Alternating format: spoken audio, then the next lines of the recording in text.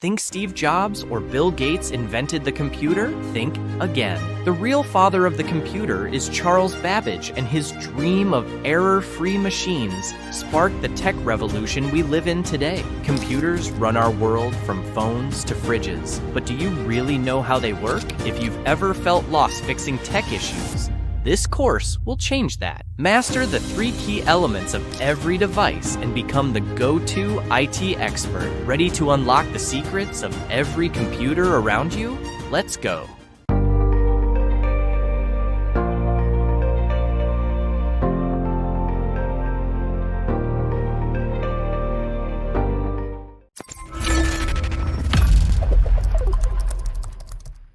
If today I ask you, who invented the computer? What would you say to me? Bill Gates. Steve Jobs? The father of the computer was none other than Charles Babbage, born in 1791 and died in 1871. This gentleman had no intention of changing the world. He simply wanted to create a machine, allowing him to make mathematical calculations in order to avoid human error. Charles Babbage was a very great mathematician of the 19th century. He tried to build a machine capable of doing calculations, which he also called difference engine. The problem was that his ideas were a bit ahead of his time, and it was the inventors of the 20th century who took his concepts to create huge calculating machines, known as the computer. The IT process, in modern parlance, a computer is an electronic device that can perform calculations. Most computers use programming languages, which have been written and compiled by computer programmers to perform very specific tasks. The personal computer, which most people have at home, runs on the Microsoft Windows operating system. Thanks to this operating system, the computer can be used to do several tasks such as check your bank accounts, playing games, or even watch a short movie or TV series. But there are other computer devices for personal use, such as Apple's computer or iPad, the smartphone, or the laptop. There can also be computers which only deal with one specific task. For example, we have pocket calculators, digital clocks, or home consoles. I'll stop there, because this list is far from complete. There are also computers in billions of other devices, which we would not even have imagined, as in modern refrigerators, automobiles, airplanes, the boats, and even shopping mall lighting systems. You get the idea. Computers help the modern world function, and modern computer scientists need to know how these different types of computing devices work. This diversity is part of the program to become an IT support technician. So don't worry, because even though the list of different computers that exists is not finished, all computer devices work the same way. As long as you understand the user's use of the computer, you will be able to configure and troubleshoot it without any problems. The elements of a computer. We will now see in detail the 3 main elements that make up the computer. Computer hardware, the operating system, and the applications. The material is the physical element that you can touch or hold in your hand. For example, with a smartphone, well, you take it in your hands. On a classic computer, you touch the keyboard.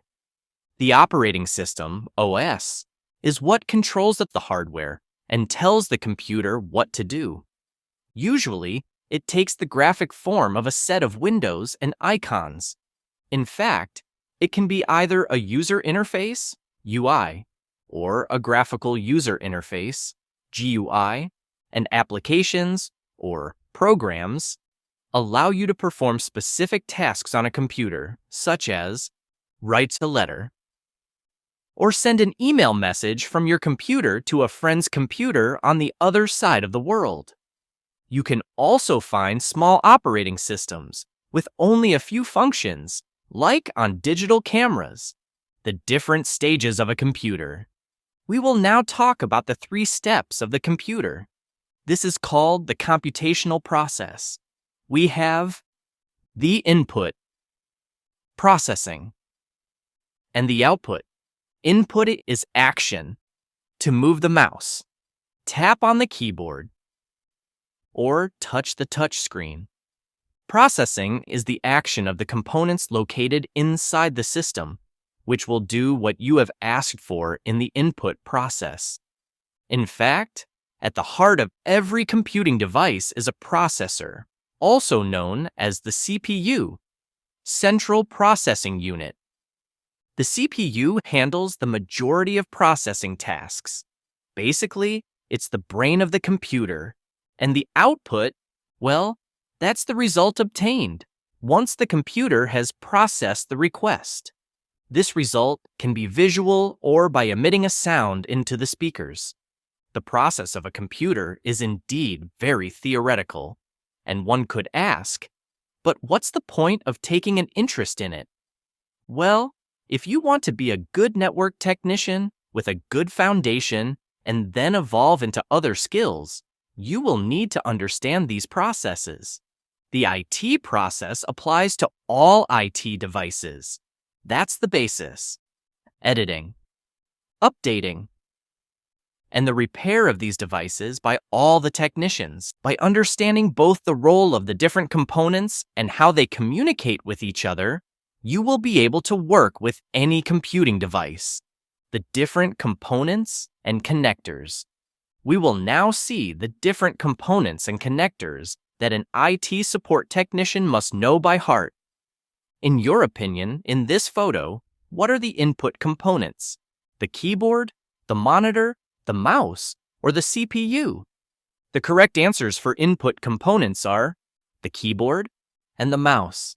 The other parts, the screen and the CPU, are output components. Here's another photo. In this case, it is a multifunction printer. That is, it is capable of printing and scanning. So, in your opinion, this device is an input or output component. Be careful, there is a little catch. As it is a multifunction printer, well, it is both an input and output component. The input for the scanner function and the output for the printer function.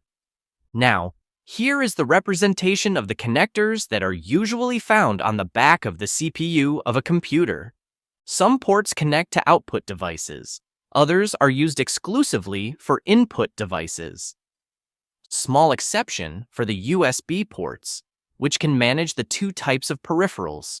Among the connectors we have the PS2 or mini-DIN port, reserved for the keyboard and mouse. The network port, for connecting to the company's network, and therefore, the internet. The SPDIF connector, for a very high-quality audio output, because it is fiber optic. We have the input and output connectors for the audio, that is to say, loudspeaker, microphone, etc. Now, here is a representation of the inside of a computer. We see the fan, which hides the PC's processor. We have the memory strips right next to the fan. We have the video card for processing images to the screen. We have the reserve slots for hard drives, which allow us to store data. You can also see the hidden locations of the optical drives. And we have the power supply of the computer. You will notice that all the components are connected to the main board of the case, which is the motherboard. Now here's the exploded view of a laptop. The principle is the same as a desktop PC. There are the same components, except that they are directly integrated into the case, such as the keyboard, mouse, and screen. And finally, here is the representation of a touch tablet. As here the screen is touch sensitive, it makes it an input and output device. The input for touch and the output for display.